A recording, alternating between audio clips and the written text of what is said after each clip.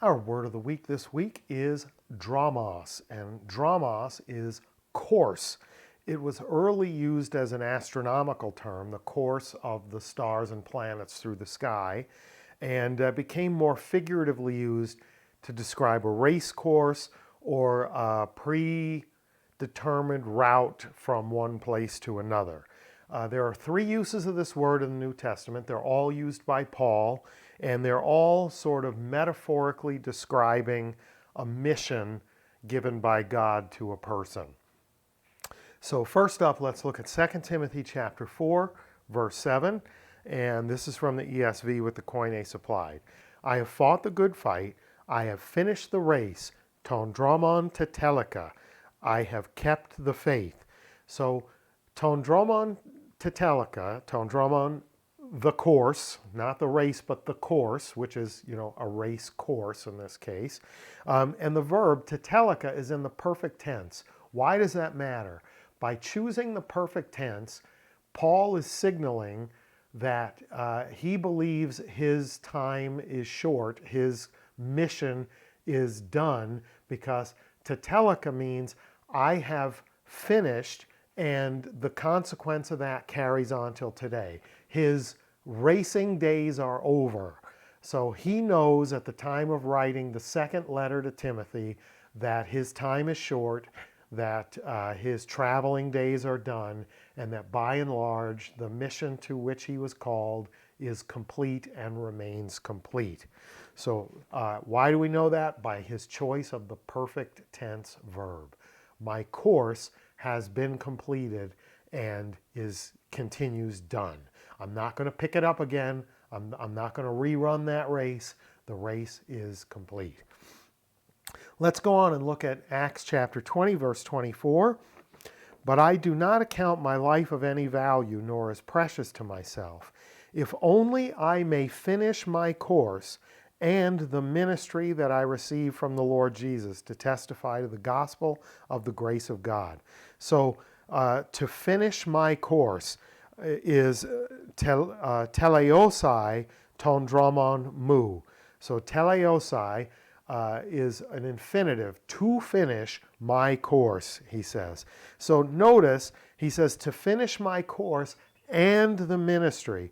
So his specific course involved both both movement and ministry. His course involved a lot of travel. We know that about his life story, as opposed to, say, James, whose course kept him largely in Jerusalem. And the last example that we're looking at today is going to sort of point toward that notion that the course doesn't have to involve a lot of movement. So this is Acts chapter 13, verse 25. Still Paul talking, but now he's talking not of himself, but of John the Baptist. And as John was finishing epleru, his course, ton dromon, he said, what do you suppose that I am? I am not he, no, but behold, after me one is coming, the sandals of whose feet I am not worthy to untie. So notice here that when Paul speaks of John the Baptist finishing his course, he doesn't use that same verb that he used in the other two, tetelika in 2 Timothy, and teleosai, teleosai. I tried to make it a perfect infinitive, but it's not a perfect infinitive. Teleosai, those both have the same root, but here the word is epleru, and that has to do not with completion but fulfillment. And you're saying, but wait, those are different.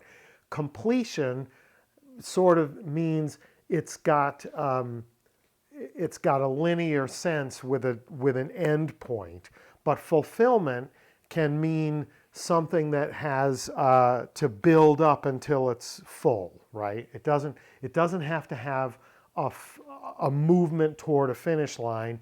It can be something that goes on. So John the Baptist ministry is regional. He doesn't go out and travel around Gentile territories, right? That's just not what he did.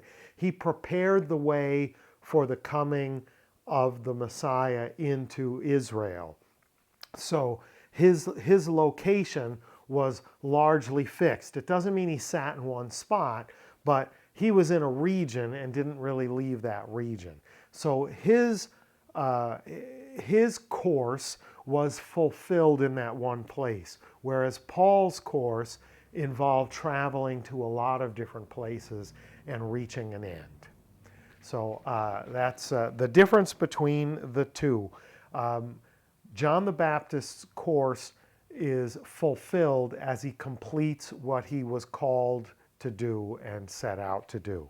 So, dramos, course, is our word of the week. It's Paul's way of describing someone working out the mission to which he or she was called, whether that be working it out through movement or working it out through fulfillment. In either case, dramos is the course that a person is pursuing to fulfill their mission in all three uses in the New Testament. Dramos, word of the week, great word. I'd suggest that you go look up some more usages, but there are only 3 in the New Testament. Hope that was good for you. If it was, you know what to do. Like, share, subscribe, all that good stuff. And until next time, Kars Kai Reine Humin, grace and peace to you.